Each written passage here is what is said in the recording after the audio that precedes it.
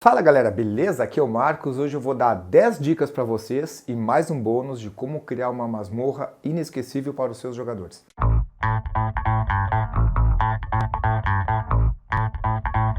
Então pessoal, não é à toa que o cenário de RPG mais famoso do mundo se chama Dungeons and Dragons e não House and Dragons, Parks and Dragons.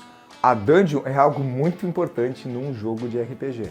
E é por isso que precisamos dar uma atenção muito boa na hora de construir essa dungeon. Eu já fiz um vídeo mostrando como criar dungeons aleatórias usando os recursos do Help RPG. Eu estou colocando ele aqui nos cards, vocês podem conferir depois. Mas não adianta apenas criar o mapa da dungeon com salas aleatórias, portas e salas secretas. É importante dar vida para esse local. Mas antes de sair comprando os tiles de RPG no link do Mercado RPG que eu estou colocando aí na descrição, fique até o final do vídeo e acompanhe essas 10 dicas que eu vou dar para criar uma dungeon inesquecível. Dica número 1. Tem que existir um motivo para ela estar ali e um motivo para os seus jogadores irem até ela. É importante ter essa definição bem clara. Vou dar um exemplo. A Sociedade do Anel escolheu ir por Moria ao invés de passar pela montanha. Foi uma escolha deles e tinha um propósito deles passarem por lá.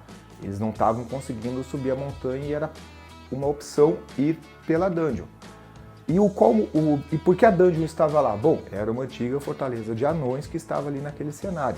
E é muito importante que isso seja definido logo no início. O que era esse local? Era um castelo de um rei? Era a fortaleza de um nobre sanguinário? Era as forjas de anões? Outra coisa interessante a acrescentar nessa história é o porquê que ela está abandonada agora. É legal definir isso, porque a partir desse ponto, tudo vai ser criado em cima dessa dungeon. Dica número 2. Agora que já sabemos o que era a nossa dungeon antes dela virar uma dungeon abandonada, ou mesmo o que ainda é essa dungeon enquanto ela ainda existe no cenário, é importante descrever detalhadamente cada uma das salas e corredores que os jogadores entram. E isso não é perda de tempo, isso realmente deixa o jogo muito melhor. Descreva o que tem nela, como é que é as paredes, como é que é o chão, qual é a altura da parede, qual é a largura da sala, existem móveis dentro dela, que cor ela é. Tem uma tapeçaria grande que conta a história daquele reino antigamente. Tem um teto alto com um lustre imponente que remete às belas festas que eram dadas nesse salão antes que a Grande Guerra tenha devastado tudo. Coloque essas características. Se for um laboratório, coloque, aqui é um laboratório, há vidros empoeirados, uma mesa velha com alguns livros. Isso é muito importante porque os jogadores vão passar a reconhecer a sala pelo que elas eram e não por um número. Entendeu? Eles vão se remeter à dungeon pelo local mesmo, e não sala 1, sala 2, sala 3. Dica número 3, varie os desafios. Matar orcs e goblins é legal, mas lutar contra ratos e aranhas pode ser divertido também.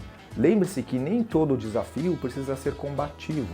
Pode haver desafios proporcionados pelo cenário. Por exemplo, um grande poço que eles têm que saltar sobre o poço, os jogadores vão ter que pensar formas de passar por ali. A água fria com uma correnteza forte que pode empurrar os jogadores, um esgoto fétido que eles vão ter náuseas enquanto está atravessando. Desafios proporcionados pelo cenário são muito legais. Um enigma secreto escrito na frente de uma porta, a exemplo de Moria, novamente, né, do Senhor dos Anéis, que existia um enigma para te poder abrir a porta. E armadilhas, é claro, não pode faltar armadilhas, né? Então coloque uma armadilha em algum corredor, na entrada de uma sala, é muito legal armadilhas também. Outro exemplo de filme, lembro no Harry Potter que eles ficam presos na planta visco do diabo. É uma armadilha proporcionada pelo cenário ali, né, que foi colocada naquele local. Não teve combate, não teve conflito, mas teve que ter uma colaboração entre os personagens ali para sair daquela situação. Dica número 4, recompensas. É importante recompensar os jogadores. Algumas moedas de ouro é legal, uma arma nova é legal também, mas algumas recompensas podem ser bem úteis. Por exemplo, os jogadores saíram no combate e estão todos bem exauridos. Acamparam numa sala, acenderam uma fogueira e estão se refugiando ali. Enquanto eles procuram lenha para fazer essa fogueira deles, eles encontram uma poção. Mas os 4 jogadores, os 4 personagens estão bem feridos, mas apenas uma poção. Eles vão ter que rarear aquela poção. Coloque uma quantidade pequena de umas flechas especiais para o Ranger usar. Ele vai ter que usar com cautela naquele momento exato que aquela flecha for fazer diferença. Um pergaminho de levitação que os jogadores ainda não sabem o motivo para usar, mas daqui a pouco eles vão chegar lá naquele fosso para passar que do outro lado tem uma alavanca que desce a ponte, bom, esse é o momento que o pergaminho vai ser útil. Então coloque algumas recompensas para os jogadores, mas sem exagerar. Eles têm que sair felizes porque encontraram algo, mas sem encontrar tudo de uma hora só. Dica número 5, evite corredores sem saída. É muito importante que os jogadores consigam acessar as diversas salas da dungeon na forma que eles escolherem. Evite corredores que simplesmente os jogadores vão andar e chegar a lugar nenhum. E evite corredores, uma dungeon em sequência, sala 1, sala 2, sala 3, sala 4. Então eles vão entrar na primeira sala, matar todo mundo. Entrar na segunda sala, desvendar o enigma. Entrar na terceira sala, sei lá, encontrar um tesouro, ir para a quarta sala. Isso é muito chato. Faz uma dungeon que tenha várias passagens, que eles podem primeiro ir por um lugar, depois ir pelo outro, se arrepender e voltar para o anterior. Permita que os jogadores, eles escolham o caminho que eles querem seguir. Dando uma pausa aqui no vídeo rapidinho, só para dar uma dica, confira os links da Amazon que nós sempre colocamos aqui nos cards. Tem muita coisa legal que nós já mostramos aqui no canal e estão disponíveis para comprar no melhor preço que nós encontramos. Tá procurando artigo de RPG? Confere no link da Amazon. Tá procurando um minigame para jogar? Confere no link da Amazon. Explore o sentido dos jogadores, tá? O que eu quero dizer com isso? Descreva as salas com detalhes, né? Nós já falamos disso. Mas permita que eles façam escolhas baseadas nesses sentidos. Novamente um exemplo, lembram que o Gandalf dentro de Moria, ele escolheu pegar o corredor com que tinha menos fedor vindo? Esse foi o motivo que fez ele escolher. Então dê motivos dessa forma para os seus jogadores. O fedor, né, do exemplo do Senhor dos Anéis, é bem legal. Existem 2 corredores, qual que eu vou pegar? Eu vou por esse aqui que está menos fedorento. Ou, por exemplo, existe um córrego passando nesses. Para quem já leu Viagem ao Centro da Terra, os personagens que estão descendo lá até o centro da Terra, eles seguem um córrego de água que está descendo, né? Então consequentemente está indo para o fundo. Então eles vão seguindo o córrego.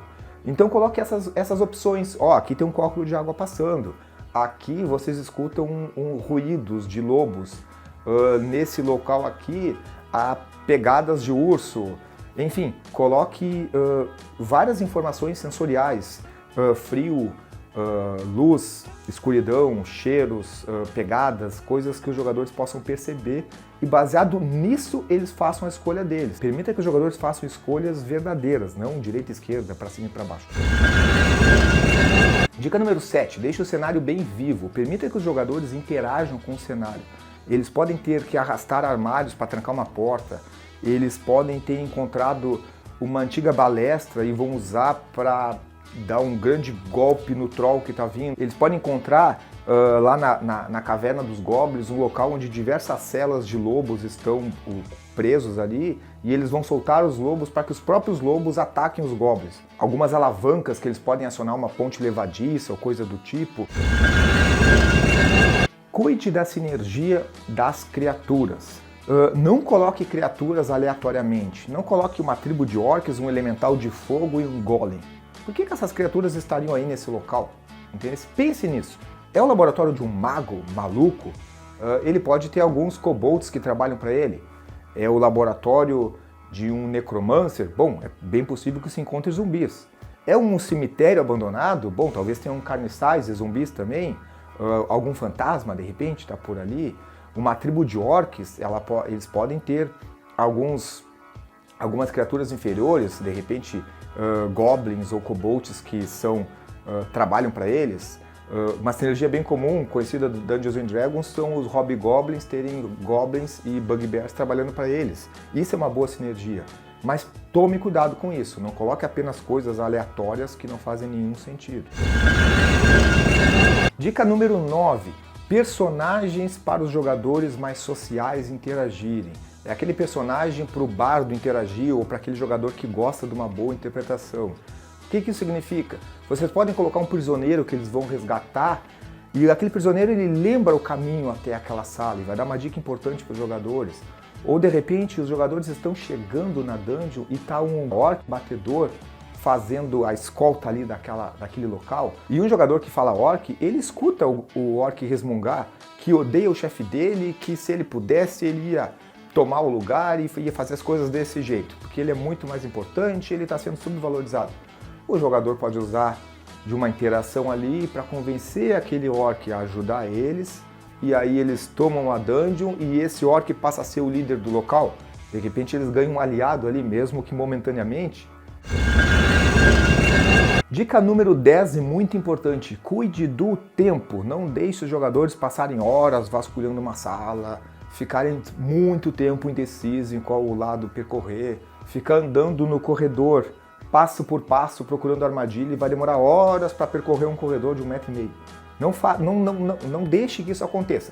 Mas também não atropele os jogadores. Se eles estão indo resgatar um prisioneiro, se vocês não chegarem a tempo, o prisioneiro vai ser morto, a princesa vai ser sacrificada. O feitiço vai ser feito e vai abrir um portal para o Upside Down. Entendeu? Então eles têm um sentido de urgência. Se a missão por si só não tiver um sentido de urgência, coloque um sentido de urgência. Eles estão ali naquela sala procurando coisa, eles escutam um passo. Não são 2 passos, parece que tem uma tropa vindo aí. O que vocês fazem? Eles vão ter que parar de procurar para fazer alguma coisa. Entendeu? Fugir, seguir à frente. E a última dica, a dica extra é: mude a dungeon conforme a necessidade. É muito legal tu planejar tudo bem legalzinho, mas eventualmente os jogadores não estão encontrando, os jogadores se perderam, os jogadores não pegaram o propósito.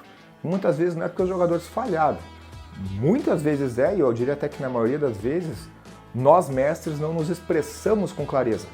Talvez não demos a dica da forma que os jogadores entenderam, não descrevemos a sala da melhor forma e os jogadores não entenderam o enigma, os jogadores não acharam o caminho, não sabem o que é para fazer.